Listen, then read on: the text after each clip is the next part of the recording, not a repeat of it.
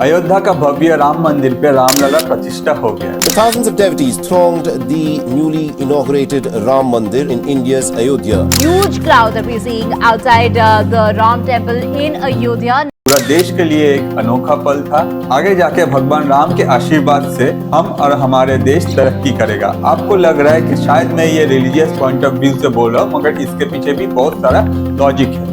70 एकड़ में फैले राम मंदिर बनाने के लिए राउंड अबाउट 1800 करोड़ रुपया खर्चा हुआ और ये पूरा पैसा भारत सरकार ने नहीं बल्कि हम जैसे भारतवासी के चंदा से खर्चा हुआ है। मतलब क्या भारत सरकार के लिए राम मंदिर फ्री है? ऐसा नहीं है कि भारत सरकार के लिए राम मंदिर फ्री है। अयोध्या रीडेवलपमेंट प्लान जो कि यूपी गवर्नमेंट ने लॉन्च किया है और इस प्लान के लिए यूपी गवर्नमेंट ने 85,000 करोड़ एलोकेट किया है जो कि 2031 के एंड तक कंप्लीट हो जाएगा। अयोध्या अभी ग्लोबल पिलग्रिमेज मैप पे ऐड हो गया है और आगे जाके इंडिया में इसका इफेक्ट क्या होगा एक एक करके डिस्कस करते हैं। शुरू करते हैं इकोनॉमिक इम्पैक्ट से। रिसेंटली SBI रिसर्च ने अपना एक रिपोर्ट पब्लिश किया है और एक्सपेक्ट किया जा रहा है 2025 फाइनेंशियल ईयर में यूपी गवर्नमेंट का टैक्स कलेक्शन में 25,000 करोड़ ऐड होगा। कुछ रिपोर्ट के अनुसार UP government 4 lakh crore richer होगा और जिनमें एक बड़ा हिस्सा राम मंदिर टूरिज्म से यूपी गवर्नमेंट के पास आएगा। अयोध्या में प्रॉपर्टी प्राइस 900% तक हाइक देखा जा रहा है। जब से सुप्रीम कोर्ट का राय आया है तब से ये प्रॉपर्टी प्राइस जो है वो हाइक होना स्टार्ट किया है। प्रेजेंट डेज में भी ये प्रॉपर्टी का प्राइस दिन ब दिन बढ़ते ही जा रहा है। यूएस का एक कंपनी है जेफरीज जो कि one of the leading global investment banking capital firm है। जेफरीज ने अपना एक रिपोर्ट पब्लिश किया है। उसका एक लाइन अगर आप देखें तो आपको पता चलता है कि जेफरीज का प्रेडिक्शन है इन फ्यूचर जाके अयोध्या में फुटफॉल मतलब टूरिस्ट काउंट वेटिकन सिटी और मक्का से भी ज्यादा होगा। मोर टूरिज्म मीन्स मोर मनी और increase of economic growth of India. अब बात करते हैं डोमेस्टिक मतलब देश का अंदरूनी इफेक्ट पे। अयोध्या का अगर इतिहास देखें तो काफी वायलेंट था। एक टाइम में अयोध्या में राम मंदिर मतलब एक बर्निंग इशू हुआ करता था और आज के डेट में जब रामलला अपने मंदिर पे प्रतिष्ठा हो गया तो ये सारा इतिहास पे एक फुल स्टॉप लग गया है। अभी अयोध्या का वायलेंट पास्ट एक हिस्ट्री बन गया है और अयोध्या का फ्यूचर बाहे पसारे अयोध्या को पुकार रहा है अपना ग्लोबल प्रेजेंस बनाने के लिए। हमारे पीएम ने भी यही कहा है और आगे जाकर अयोध्या एक नया हिस्ट्री लिखेगा जिसमें हार्मनी और यूनिटी भरा रहेगा। नेक्स्ट है पॉलिटिकल इफेक्ट। कुछ महीनों में इंडिया में लोकसभा इलेक्शन होगा और नो डाउट राम मंदिर उसमें एक इफेक्ट क्रिएट करेगा क्योंकि बीजेपी का प्रॉमिस ही था इलेक्शन में कि वो राम मंदिर प्रतिष्ठा करेगा। इस संकल्प पत्र के कुछ प्रमुख बिंदुओं की तरफ आपका ध्यान आकर्षित करना चाहूंगा। राम मंदिर का जहां तक प्रश्न है, पिछले चुनावी घोषणा पत्र में भी हम लोगों ने जो संकल्प किया था उसी संकल्प को हम दोहराते हैं।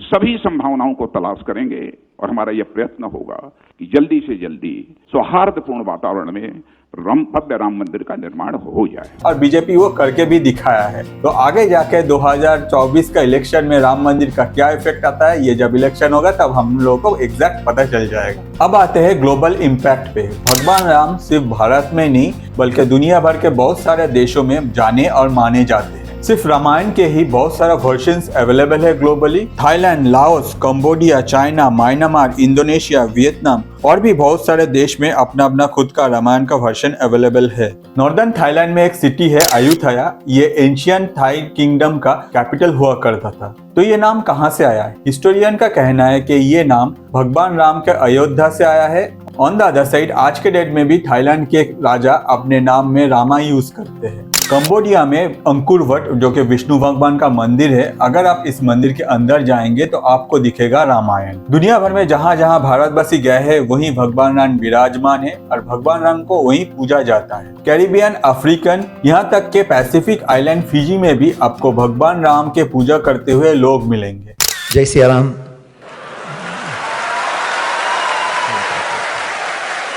आगे जाके हमारे गवर्नमेंट यही फैक्टर को यूज करके देश में नया नया टूरिस्ट बुलाएगा जिससे देश का जो इकोनॉमी है उसको ज्यादा से ज्यादा सपोर्ट मिलेगा। भारत में सबसे ज्यादा टूरिस्ट आता है बांग्लादेश से, मेनली मेडिकल टूरिज्म। उसके बाद आता है western countries like US, UK, Canada, Russia, Australia और भी बहुत सारा। थाईलैंड नंबर 11 पे है और बाकी साउथ ईस्टर्न स्टेट नंबर 20 के अंदर भी नहीं है। आगे जाके ये लिस्ट चेंज होने वाला है और इंडियन गवर्नमेंट अभी से ही इस पे काम शुरू कर दिया है। IRCTC ने एक ट्रेन इंट्रोड्यूस किया है जो रामायण सर्किट अयोध्या, चित्रकूट और बॉक्सर को कवर करेगा। ये टोटल जर्नी 8000 किलोमीटर होगा जिसमें 15 स्टॉप रहेगा साथ ही साथ 18 डेज में इसको कंप्लीट किया जाएगा। ये आगे जाके स्टार अट्रैक्शन बन सकते हैं और जो टूरिस्ट रिलीजियस टूरिज्म को सपोर्ट करते हैं वो इसमें पार्टिसिपेट करेगा। रिलीजियस टूरिज्म में दुनिया भर के लोग बहुत सारा पैसा खर्चा करते हैं। फॉर एग्जाम्पल सऊदी हर साल 20 बिलियन US डॉलर अर्न करते हैं रिलीजियस टूरिज्म से। अगर जेफरीज का प्रेडिक्शन सही रहा तो हम लोग ये अमाउंट को बीट कर पाएंगे।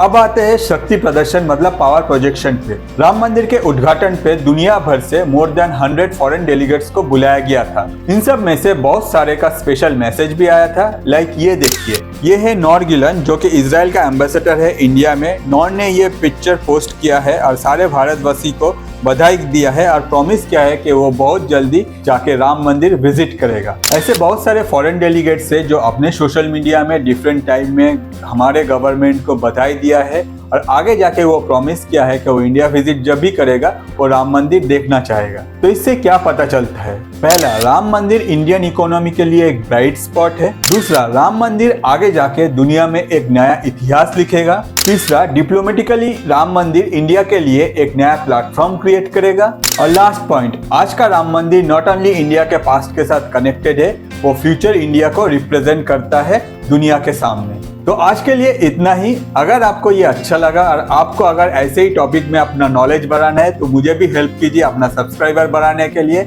अगर आपने सब्सक्राइब नहीं किया है तो प्लीज़ सब्सक्राइब कर लीजिए, क्योंकि हम लोग जैसे क्रिएटर के लिए रोजी रोटी है। और अगर आपको ये वीडियो बहुत अच्छा लगे तो प्लीज़ इसको अपने दोस्तों के साथ भी शेयर कीजिए। आज के लिए इतना ही। मैं अतनु, थैंक यू।